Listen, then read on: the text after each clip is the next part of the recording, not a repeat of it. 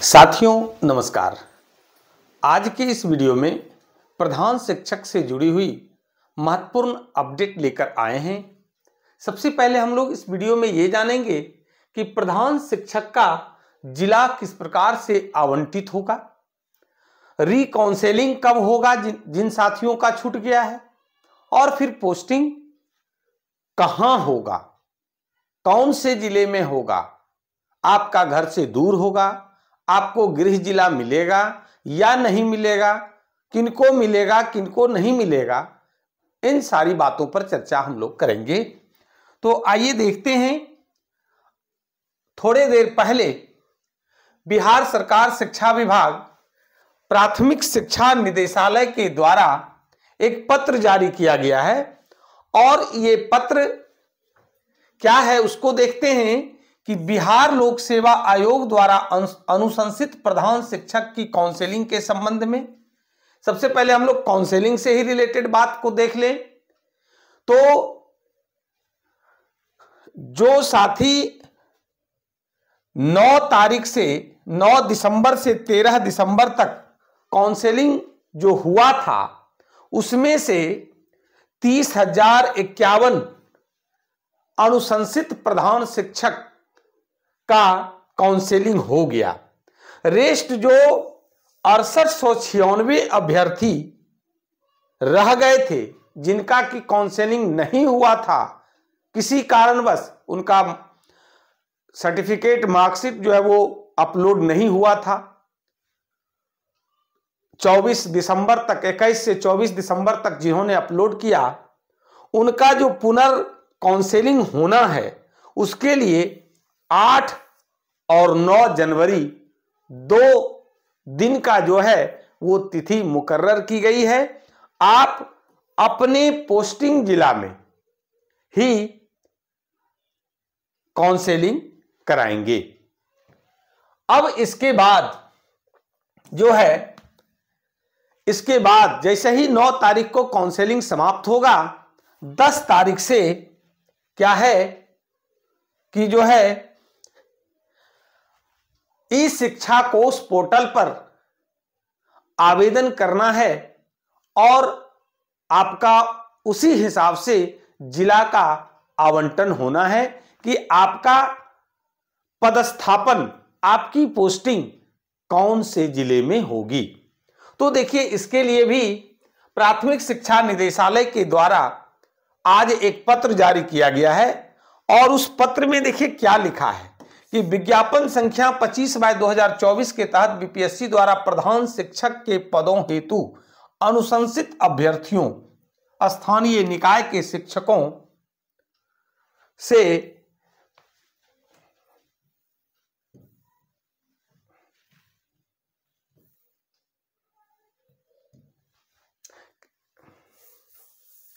देखिए क्या है, शिक्षकों से 3 जिला का विकल्प प्राप्त करने के संबंध में उपर्युक्त विषयक अंकित करना है कि विज्ञापन संख्या 25/2024 के तहत बीपीएससी द्वारा प्रधान शिक्षक के पदों हेतु 36,947 अभ्यर्थियों की अनुशंसा की गई है।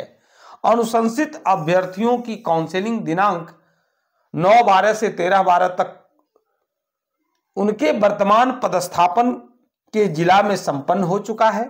विभाग द्वारा इन सफल अभ्यर्थियों को प्रधान शिक्षकों के रूप में जिला आवंटन हेतु प्रत्येक अभ्यर्थी से 3 जिला का विकल्प प्राप्त करने का निर्णय लिया गया है। सभी जिला शिक्षा पदाधिकारी को यह निर्देशित किया गया है। आयोग द्वारा अनुशंसित सभी शिक्षक अभ्यर्थी ई शिक्षा कोष पोर्टल पर अपने लॉगिन आईडी के माध्यम से 3 जिला का अधिमानता अवरोही क्रम में भरेंगे। अब देखिए, एक बात यहां है कि अवरोही क्रम में का मतलब क्या हुआ। तो सबसे पहले मान लीजिए कि आपका जो भी जिला है, जैसे जमुई है,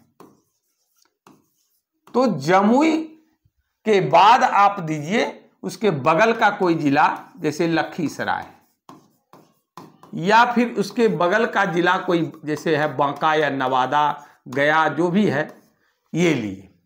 तो सबसे पहले अगर आपका घर, आपका गृह जिला अगर जमुई है तो जमुई में कितना सीट है और उसके हिसाब से कितने लोग पास किए हैं, वहां पे अनुशंसित अभ्यर्थियों की संख्या, प्रधान शिक्षकों की संख्या कितनी है। अब मान लीजिए कि जमुई में 816 सीट है और इसके हिसाब से यहां पर 724 अभ्यर्थी ही पास किए और इसमें दूसरे जिले के भी हैं जो पोस्टिंग, क्योंकि उनका पोस्टेड डिस्ट्रिक्ट जो है वो जमुई है, तो मिला करके 724 है, तो निश्चित रूप से यहां खाली रहेगा। तो जो लोग जमुई के हैं, जिनका गृह जिला जमुई है, तो निश्चित रूप से उनका क्या होगा, उनको तो अपना जिला मिलेगा। अब चूंकि जो रेस्ट बच जाता है सीट, उस स्थिति में क्या होगा कि दूसरे जिले के अभ्यर्थी यहां या दूसरे जिले के अनुशंसित प्रधान शिक्षक यहां पर आके ज्वाइन करेंगे। इसलिए घबराने की जरूरत नहीं है। घबराने की जरूरत उन जिलों के अभ्यर्थियों को है जहां क्या है कि सीट कम है और उसके हिसाब से ज्यादा लोग जो है वो पास किए हैं। तो इस तरह का बहुत कम जिला है, एक समस्तीपुर है, मुजफ्फरपुर है, पटना है और इस तरह का कुछ एक जिला है जहां के लोगों को हो सकता है कि अपने बगल वाले जिला में उनको जाना पड़े।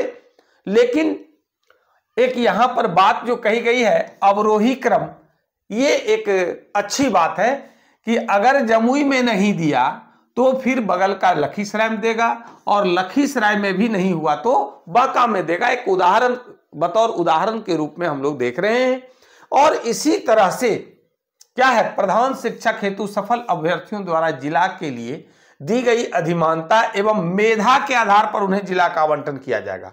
पहले ही हम कह रहे हैं कि आपका अगर जैसे मान लीजिए कि यहां 816 पद है, इसके विरुद्ध अगर 1000 लोग अगर पास करते तो उस स्थिति में जो रेस्ट बच जाता, मान लीजिए कि 86, तो 186 लोग कौन जिला से बाहर होते, कौन दूसरे जिले में जाएंगे, जिनका क्या है अधिमानता एवं मेधा के आधार पर उनका प्राप्तांक जो है बीपीएससी का जो परीक्षा ली गई थी उसमें अंक अगर कम आया है तो उस स्थिति में क्या होगा, आपकी वरीयता सूची में अगर नाम नीचे है तो उस परिस्थिति में आप दूसरे जिले में चले जाएंगे। अभ्यर्थी के मेधा के अनुसार तीनों अधिमानता में से किसी के प्राप्त नहीं होने की स्थिति में उन्हें प्रशासनिक दृष्टिकोण से यथासंभव नजदीक के जिला में रिक्त पद वाला जिला आवंटित किया जाएगा। अतः अनुरोध है कि प्रधान शिक्षक हेतु अपने जिला के अनुशंसित अभ्यर्थियों की ई शिक्षा कोष पोर्टल पर कब से कब तक 10 जनवरी से 20 जनवरी 2025 तक तीनों जिला का अधिमानता अवरोही क्रम में भरने हेतु निर्देशित करें। यानी कि यहां पर बात आ गई कि 3 जिला का नाम आपको देना पड़ेगा, ये अनिवार्य है। आप पहला चॉइस क्या देते हैं, फिर दूसरा चॉइस क्या देते हैं और फिर तीसरा क्या देते हैं, वो आपको 1 नंबर, 2 नंबर और 3 नंबर देना पड़ेगा, है ना। बहुत तरह की बातें आ रही थी, सोशल मीडिया पर खबरें चल रही थी कि जो है अनुमंडल के आधार पर दिया जाएगा, तो प्रमंडल के आधार पर दिया जाएगा, प्रखंड या पंचायत का विकल्प दिया जाएगा। आज उसका इस पत्र के द्वारा विराम लग गया और ये क्लियरेंस हो गया कि आपको 3 जिला देना है। इसलिए बहुत पैनिक होने की आवश्यकता नहीं है, बहुत घबराने की जरूरत नहीं है। आपका जो है गृह जिला में ही मिलेगा।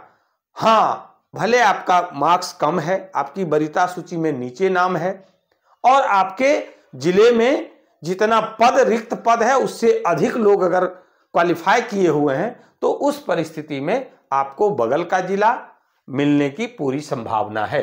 इसलिए मुझे नहीं लगता है कि ये 3 जिला के अलावे किन्हीं को चौथा जिला मिलेगा। बहुत बिरले ऐसे लोग होंगे जो 3 के बाद चौथे 5वें जिला में उनका पदस्थापना होगा और उनके लिए जिला आवंटित किया जाएगा। इस वीडियो में बस इतना ही। बहुत बहुत धन्यवाद, बहुत बहुत धन्यवाद।